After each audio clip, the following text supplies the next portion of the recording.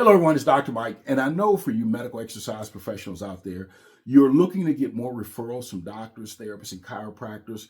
And in many instances, when you sit down to assess these clients, the assessment process for the medical exercise training client is overwhelming. You got a lot of pieces, a lot of moving parts, a lot of things you got to look at. And in many instances, you get a little fidgety, you get a little nervous because you may not remember how all the pieces work together. And as a result of that, you possibly bypass some aspects of the assessment and you move on to the exercise because you figure if I get the exercise going, the client will be satisfied and everything works. Well, folks, the most important aspect and the thing that separates you from fitness professionals and personal trainers is your ability to assess the client and determine their functional deficits and then develop an exercise program around that. So with that said, I had the opportunity this week of working with a new medical exercise training client. Occasionally, I'll get clients here in Houston that'll ask me to come to see them, or maybe a family member. So I had a longtime friend that asked me to come and see his dad. Gentleman's suffering with Parkinson's disease. So the day before, I sat down and thought about all the key things I needed to do as far as the assessment went. And on the way over to the house, I ran through those items again. Well, when I get there, the client that I'm actually supposed to see answers the door, steps out on the patio, greets me. And from that moment, as soon as he opened the door and I realized it was him, the assessment started. But the assessment actually started the day before when I spoke with the client on the phone, along with his family, and got a basic idea of what was going on. So if you don't mind, I realize for a lot of you, you're trying to get through that assessment, you're trying to get the exercise going because you figure that'll satisfy the client, and you may get a little bit nervous going through all the components of the assessment.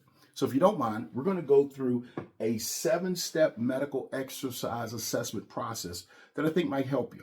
And if you don't mind, I'm going to use my experience with this gentleman to kind of walk you through it. Because I remember when I was a new physical therapist years ago, and you do get a little nervous with the assessment, but please just remember one thing. The client doesn't know how the assessment is supposed to go, so keep your wits about you. Stand fast, you'll get through it, but that assessment is what separates you from being a personal trainer. It also is what connects you to the medical community. The most important thing is determining the client's functional deficits, and then based on that, developing an exercise program with short-term and long-term goals. So if you would, hang tight with me. We're just going to go over this for a couple minutes. Now, most fitness industry assessments are really just warm-ups disguised as evaluations. That's all they are. You're doing a couple of basic things, and you're really just getting the client ready to do the exercise session. With the medically based client, you have to get a good assessment. Now, the reality is, evaluating movement requires more than just simply checking some boxes before a workout. With that said, the guesswork, or when you're doing guesswork, it destroys your clinical credibility with the medical providers. Without a structured assessment process, exercise becomes guesswork. You're just throwing exercise against the wall, or you're throwing exercise at the client and seeing what works best. Guesswork isolates you from physicians, therapists, insurance carriers. And I know if you haven't done a good assessment, you don't want to talk to that doctor, therapist, or chiropractor. And over the last few years, we've helped more and more of our medical exercise professionals really break through and establish referral relationships. We found out that the root of the problem why they don't want to talk to the doctor, therapist, or chiropractor is because they didn't get a good assessment. The assessment is vitally important. That's why we're shooting this video. A true assessment bridges the gap to healthcare. So think about it. It identifies functional deficits. It allows you to establish objective baselines. It's your guide toward the exercise prescription, the exercise programming. It allows you to communicate with medical providers, and it allows you to track functional improvement over time, which then gives you the necessary information to share with monthly progress reports. So we're going to go through this 7-step process. Number 1, the assessment begins before the client arrives. For me, that assessment started when I spoke to the gentleman on the phone, or actually, I should say, I spoke with his son on the phone. Then eventually I spoke with the client, or the to-be client, as well as his wife.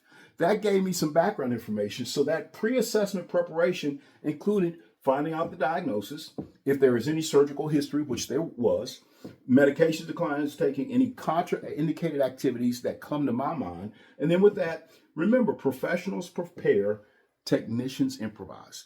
If you have a plan in place before you get there, that makes you a professional. Now, you may have to work around some things, but technicians show up, they get nervous, they improvise, and then they immediately get to the exercise rather than getting a good assessment. With that said, number 2, real world movement reveals more than isolated tests. Yes, we do tell you in the assessment process to look at muscle strength of, say, the quadricep or the hamstring or the hip abductors. But what we want to do is get an idea of what the client is able to do in the real world. So, an example, the initial observation. When that gentleman opened the door and stepped out on the patio, the client who was diagnosed with Parkinson's disease, the assessment started right then and there. I'm observing what he can do, what he can't do, his posture. So you're paying attention to posture, movement, initiation, balance, and facial expression, while also you're looking to see if there's any instability during these real world navigations like turning and avoiding obstacles, which we did pick up once the gentleman went back into the house. Number two, discover the functional goals that define their daily life. So I'm going to get a medical history, which I did get a medical history. I sat down with the gentleman. We talked at great length about what had gone on in his medical history, where he was now, and most importantly, we did a functional interview trying to figure out where he was with regard to what he wanted to do and what he couldn't do. So that medical history becomes important. It allows you to understand how the condition affects their daily life and target the lost activities. Notice I said the lost activities. I want to walk to the end of the block with my grandchildren. This gentleman just wanted to walk to the mailbox, get his mail, and be able to walk back to his house. The mailbox was maybe 150 yards away, which is an achievable goal based on what we saw. Number four, target specific deficits that exercise can improve. Now, folks, this is what separates you from the personal trainer. The personal trainer is just really looking at aesthetics and strength and weight loss. You're looking at utilizing exercise to actually help improve these functional deficits so the client can go back to what they were doing before. The classic example is a woman I had years ago when I was probably my first medical exercise training client. She had undergone a total knee replacement. She just wanted to be able to climb the church stairs to enter the front door of the sanctuary rather than going through the basement and going up the elevator. Now, for her, she had been a member of that church for some 40 years. That was important to her. And she had gone through physical therapy. She had been one of our physical therapy patients. We had gotten her to a certain point. We discharged her because the insurance carrier cut off any more coverage. And she came to me and she said, Mike, I just want to be able to walk up the church stairs like everybody else because I've been a member of that church for 40 years. You've got to interview them and find out where their real world functional deficits are. Obviously, when we looked at her, we found her quadriceps, her hamstrings, her glutes were weak. We worked on those. We targeted those with a specific exercise program after physical therapy was done. And guess what? She was able to climb the stairs. So you're going to perform, step number 4, you're going to perform a musculoskeletal and neuromuscular evaluation. You're going to look for strength, range of motion, balance, and coordination. Along with that, you're going to identify exact functional deficits that are holding the client back, such as limited hip mobility that's affecting stride length, or some other things that you might find. The client is having a problem with navigating certain obstacles in the house. That's what we found with this gentleman. Number 4, evaluate how strength and mobility translate into real world function. Now, folks, this is where you really are the functional specialist in that you're now helping the client to move from where they are to where they want to go. You're also helping out the medical providers with this. So this is where you now start to do your functional movement assessment. I asked the client to get out of a chair, stand up, walk around a little bit, come back, sit down. And what we found was he was great with transferring from sit to stand, stand to sit. Problem was he was having problems when he had to change direction and navigate around obstacles in the house. So item number 5, this is your most important step as a medical exercise professional, is that functional movement assessment. Test the real world environment. Sit to stand, standing, climbing stairs, reaching, bending. When we looked at that, that was where we found his biggest deficits. Now, along with that, we were able to go back and look at strength values, range of motion, things of that nature, coordination, and all of these things correlated together. Number 6, remember physician trusts numbers and numbers create credibility. Folks, after I finished with the client, I wrote a full assessment. I then summarized it into one page, forwarded that over to the client's doctor, and called the physician the next day. We had a great conversation. He said, this is exactly what we're looking for with this gentleman. He's finished with physical therapy. We can't get him recertified because he's a Medicare recipient. We'll be glad to have you work with them. This is exactly what we're looking for. That one-page assessment outlined what we're going to do, along with the exercise program, the frequency of the exercise program, along with short-term and long-term goals. So, as I said, the physician trusts numbers And numbers create credibility. Everything in the medical world, folks, is a number, a number that you can evaluate and you can retest or reevaluate to see if the client is getting better. So number 6, you need to make sure that you're looking at functional outcome measures and identifying those based on the client's functional deficits. So now you have numbers to report to the doctor, therapist, or chiropractor. Utilize standardized tools such as the time up and go test and the 6-minute walk test. We like the Tenetti Gait and Balance Scale, but there are plenty of others out there, such as range of motion testing, muscle strength testing. There are tons of functional assessments out there. Just make sure you pick the ones that are appropriate for the client based on their condition, and also they're repeatable, and you do repeat them with each reassessment. So all these numbers help build toward translating your findings into the language of healthcare.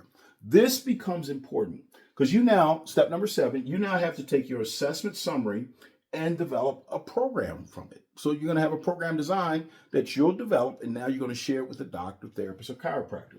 This is a 1-page output or report that you're going to provide that provides 30, 60, and 90-day goals. Usually it's 30 or 60, 90-day goals, one or the other, 60 or 90, but you can also do all 3. Doesn't make a difference. The 30-day goals are short-term goals. The 60 to 90-day goals are the long-term goals. This is now where you're sharing directly with the physician, the chiropractor, and the insurance carrier, and it says this is what we're going to do along the way.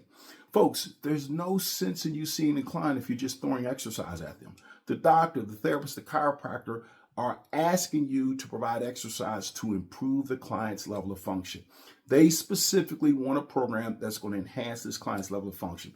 They didn't send them to you just because they wanted the client to get fit. They didn't send them to you because they just wanted the client to get some exercise. They sent them to you because there were functional deficits they identified.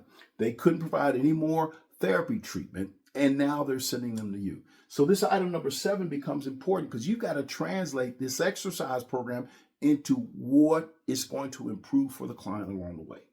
So now, with that said, every purposeful program is built on a structured foundation. So every program that you'll produce outcomes with, positive functional outcome, is based on a foundation. And the foundational component of this is the MedExPRO Operating System. We've been talking about this in our blog posts over the last couple of weeks, and we're going to talk about it throughout 2026 because you need to have a operating system that sets the standard for everything you'll do in the practice. The MedExPRO Operating System looks at the assessment process, the client management process, the practice management process, and it allows you to transition from being a personal trainer to being a medical exercise professional. Now, here's the ultimate question in healthcare-based exercise. What functional limitations are preventing this client from living the life they want? That's why they're coming to you. There's something that they cannot do. There's something that they're limited in that they were doing before their surgery, their injury, or the onset of the condition, that after the treatment is done and they're feeling pretty good, they want to be able to get back to that thing. So with that said, your focus determines your professional identity. If you focus only on workouts, you're a personal trainer. Nothing wrong with that. We need more personal trainers. But if your focus is on function, you're a medical exercise professional because you've taken that extra step beyond just simply exercise, but now using exercise to manage functional deficits that are limiting the client's ability to perform activities. Now, here's the most important part of this. Master the framework of managing your practice. This MedExPRO Operating System is your framework, and it will allow you to elevate your practice. The distinction between personal trainer and the continuum of care as a medical exercise specialist or medical exercise professional begins with a structured assessment. Operate as an extension of the healthcare system by having a structured assessment process that you go all the way through with each client when they come in and they're a new client, and have a different assessment process for each region of the body or how a disease process affects a certain region of the body. If you're able to do that, folks, I guarantee you, you're going to feel more comfortable talking to doctors and therapists. You're going to feel more comfortable with the outcomes you produce. And most importantly, your clients are going to be a lot happier because the exercise programs are specifically focusing on their limitations, but also the exercise will get them in shape. It will make them stronger. It will make them more toned. They'll lose weight, but you're killing 2 birds with 1 stone. So with that said, everything that I'm talked about in this video is in our Advanced Medical Exercise Specialist Manual. This is probably the best thing that we've done. I'll show you a copy of it. In the 32 years we've had the Medical Exercise Training Institute, this manual is probably the best thing that we've ever done. This is an advanced manual for all medical exercise professionals out there, and it's 1,228 pages of protocols, assessment guidelines, sample documentation forms, medical exercise programs for various conditions. Along with that, you'll get access to our MES resource library, which is a series of videos showing you how to do range of motion, muscle strength testing. And along with that, we have video content that's integrated into it. So I highly recommend that you get the digital copy of our manual. Go over to amesmanual.com. You can download a digital copy. It's much cheaper than getting the hard copy, and then there's shipping costs also. So look at getting the digital version of this. And with that said, this is all part of our Medical Exercise Specialist Network. We're relaunching our network within the next few days. You'll probably see an email from us because we pulled the network down, we revitalized it, we add some new things to it because we want this network to be a place where you can come and get all of your questions answered. So with that said, thank you for joining us for this video. Please, we're going to have a number of secondary videos that will come out as a result of this primary video that will walk you through these 7 steps that we talked about in this assessment process. So please watch for those. Thank you again. All the best to you. If you have any questions on this video, email me at drmike@postrehab.com. Take care.